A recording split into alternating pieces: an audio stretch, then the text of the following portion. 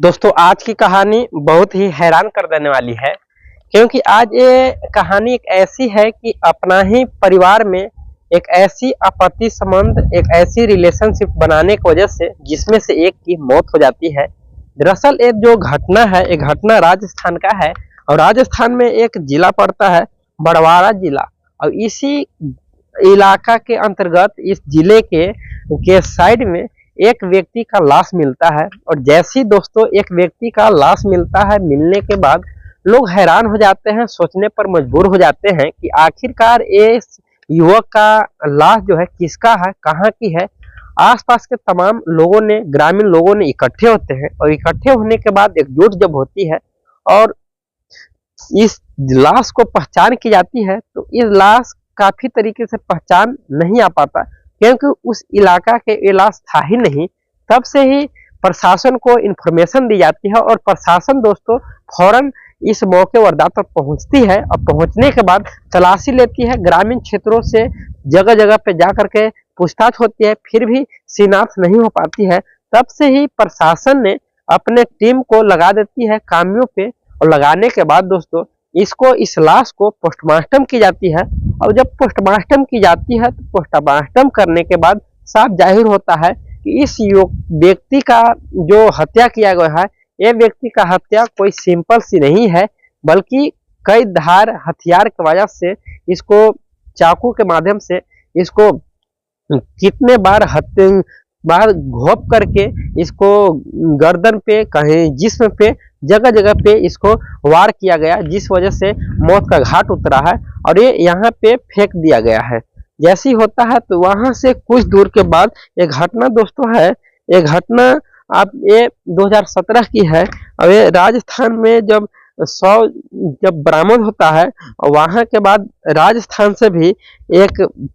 जो व्यक्ति था, उनका एज जो था 28 से 30 साल का ही होता है, जो कि उस व्यक्ति का नाम रहता है विजय। और विजय काफी पढ़ने में अच्छा था, हर चीजें में था, लेकिन मौत किसको टाल सकता है। ये एक नाजायज संबंध की वजह से इसका मौत हो जाता है। दरअसल ये जो महिला था, महिला का नाम रहता है एक,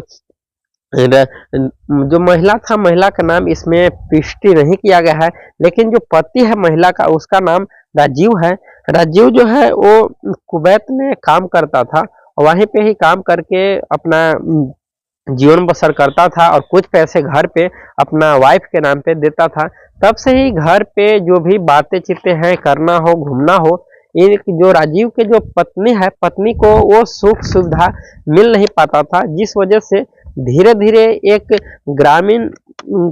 के इलाके में एक व्यक्ति है जिसका नाम रहता है विजय, और विजय से दोस्ती हो जाता है। और दोस्ती दोस्तों इस कदर हो जाता है कि दोनों के बीच में एक रिलेशन बनाने लगते हैं, जगह जगह पर फिजिकल रिलेशन बन जाते हैं और जहां भी दोस्तों हो वहां पे जाकर के घूमते हैं ये। और जैसे ही इसका वहां से कुछ दिल्ली प्रदेश में भी इसके कुछ गुमशुदगी का कुछ युवक ने रिपोर्ट दर्ज कराते हैं कि हमारा जो लड़का है नहीं है। तब से वहां के ही दिल्ली के प्रशासन भी छानबीन लगती है कि एक व्यक्ति का दोस्तों किसी ने हड़प लिया है, किसी ने किडनैप किया है, इसका पता किया जाए। जब से ही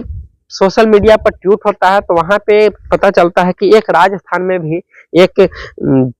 बांसवाड़ा जो जिला है, उस इलाके में भी एक शव बरामद हुआ है। जब से दिल्ली के प्रशासन ने और जो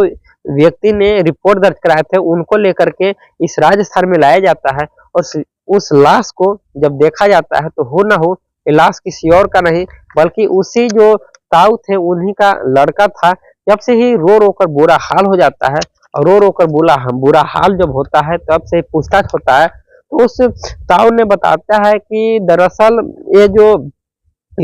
युवक है, ये व्यक्ति है, ये किसी और का नहीं बल्कि मेरा ही बेटा है, लेकिन किसने हत्या किया इसका पता नहीं है। लेकिन कुछ दिन तक छानबीन होता है, तब से ही धीरे धीरे जानकारी प्राप्त होता है तो मालूम चलता है कि एक